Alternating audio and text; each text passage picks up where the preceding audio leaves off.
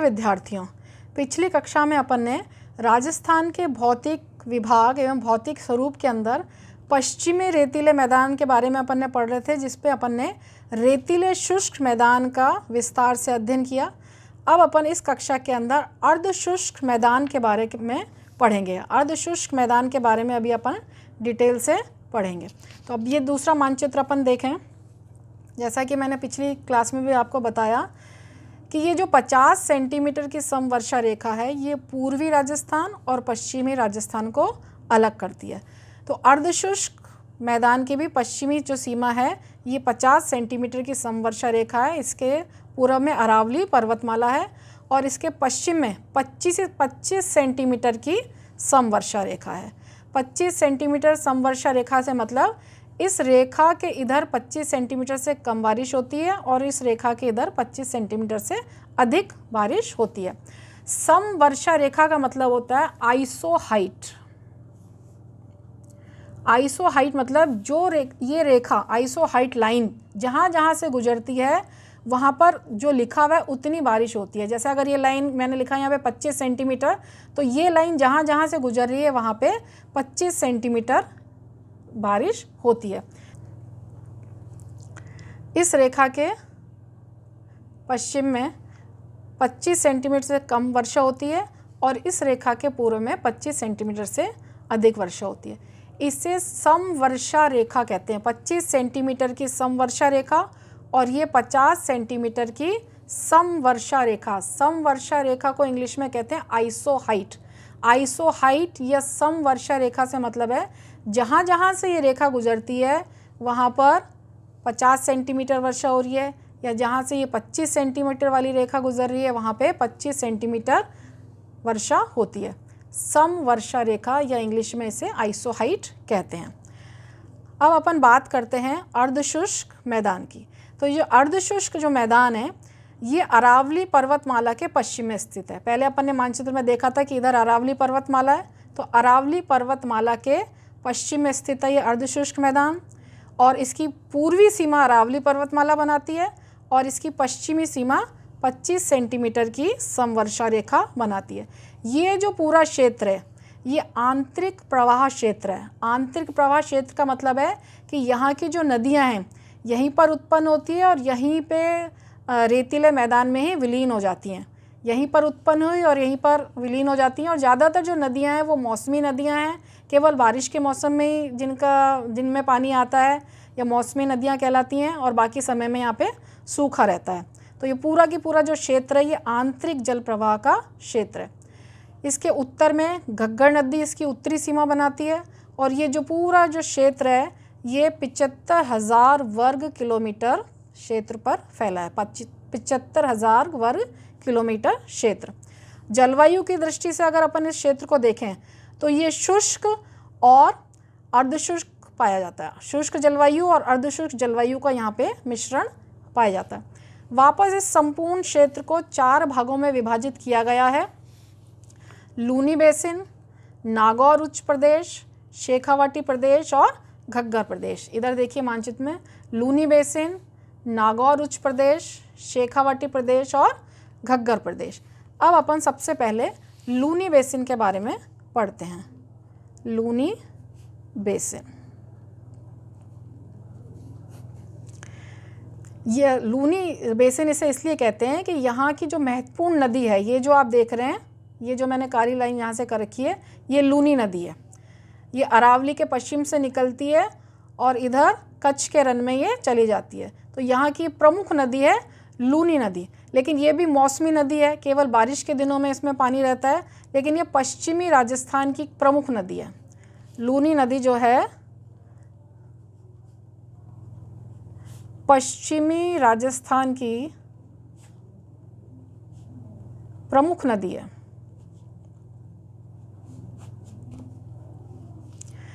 ये नदी जालौर, सिरोही, जोधपुर का दक्षिण पूर्वी भाग और पाली, इन जिलों के अंदर ये प्रवाहित होती है। दूसरा इसका जो महत्वपूर्ण भाग है, जैसे मैंने पहले ही बताया कि ये मौसमी नदी है। मौसमी नदी है और यहाँ पर जो है परतदार चट्टानें पाई जाती हैं। परतदार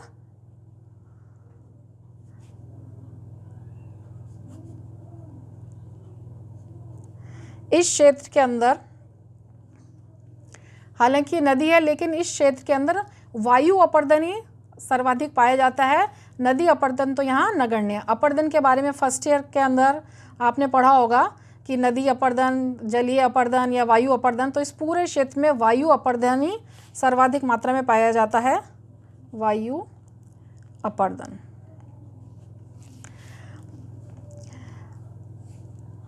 इधर अरावली पर्वत श्रेणी और लूनी नदी के जो ये बीच वाला भाग है ये काफ़ी उपजाऊ है, क्योंकि यहाँ पे लूनी नदी के अंदर जो ज़मीन में जो है वो नमी पाई जाती है। तो ये क्षेत्र काफ़ी उपजाऊ क्षेत्र है जहाँ पे सिंचाई की सुविधा भी संभव है। तो लूनी नदी की वजह से ये वाला जो अरावली पर्वतमाला के पश्चिम का भाग है ये काफ़ी उपजाऊ क्षेत्र है। अब दूसरे अपन आते हैं नागौर उच्च प्रदेश। दूसरा है नागौर उच्च प्रदेश।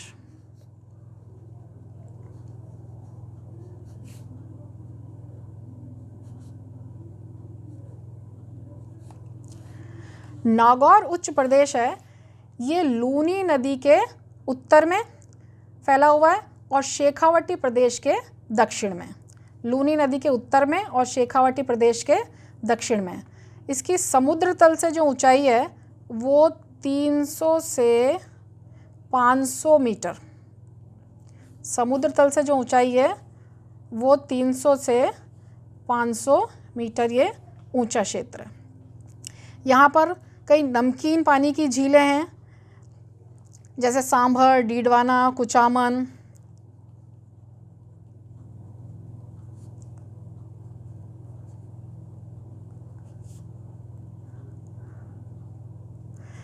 इस प्रदेश की मिट्टी बंजर है तथा रेतीली है। यहाँ पर सोडियम क्लोराइड काफ़ी पाया जाता है। तीसरा जो क्षेत्र है वो है शेखावाटी प्रदेश। शेखावाटी प्रदेश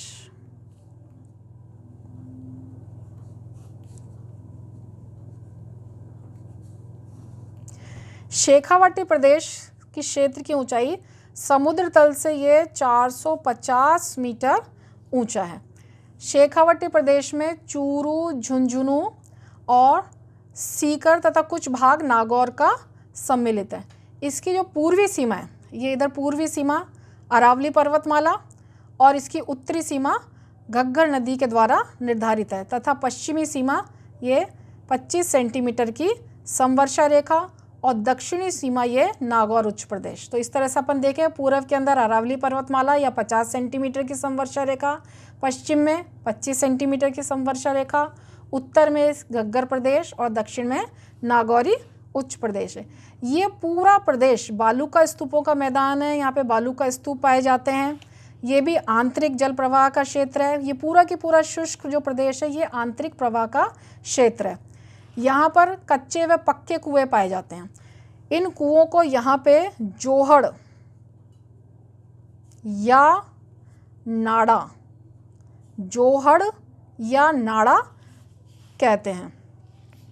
यहाँ पर जो दो बालू का स्तूपों के बीच में जहाँ जल एकत्रित हो जाता है, वर्षा का जल जो एकत्रित हो जाता है उसे सर या सरोवर कहते हैं।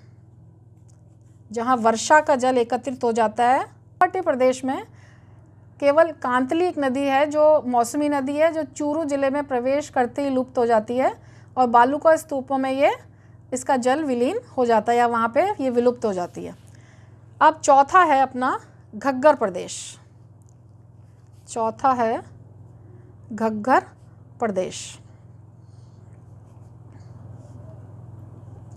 घग्गर प्रदेश गंगानगर और हनुमानगढ़ जिलों में फैला हुआ है। गंगानगर और हनुमानगढ़ जिलों में फैला हुआ है और ये जिले के 75% भाग पर ये विस्तृत है। या इस मैदान का निर्माण घग्गर, सतलुज और वैदिक सरस्वती नदियों द्वारा हुआ है। यहाँ घग्गर, सतलुज और वैदिक या प्राचीन सरस्वती नदियों द्वारा हुआ है।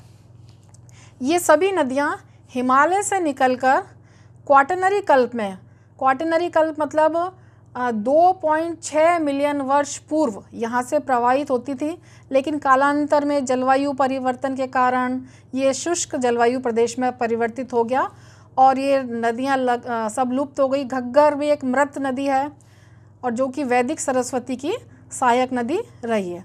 लेकिन अब इस क्षेत्र के अंदर वापस सरस्वती के प्रमाण मिले हैं, जैसा कि आप लोगों ने देखा होगा कि वापस खुदाई हुई है तो वैदिक सरस्वती का जल वापस इस पश्चिमी क्षेत्र में प्राप्त हुआ है और वापस सरस्वती का पता चल गया है। तो इस क्षेत्र में अंदर गंगानगर, इंदिरा गांधी नहर, भाखड़ा की नहर की वजह से यह क्षेत्र के अंदर चावल, गेहूँ, गन्ना, चुकंदर, चना, जौ, सब्जियां आदि पैदा होती हैं, जिस वजह से यह क्षेत्र कृषि के क्षेत्र में उज्जवल हुआ है, या ये क्षेत्र कृषि के क्षेत्र में सोना उगल रहा है। तो इस तरह से अपन ने देखा अर्धशुष्क मैदान को 4 भागों में विभाजित किया गया है: लूनी बेसिन, नागौरी उच्च प्रदेश, शेखावाटी प्रदेश और घग्गर प्रदेश। अगली क्लास में अपन अरावली पर्वतमाला का विभाजन पढ़ेंगे।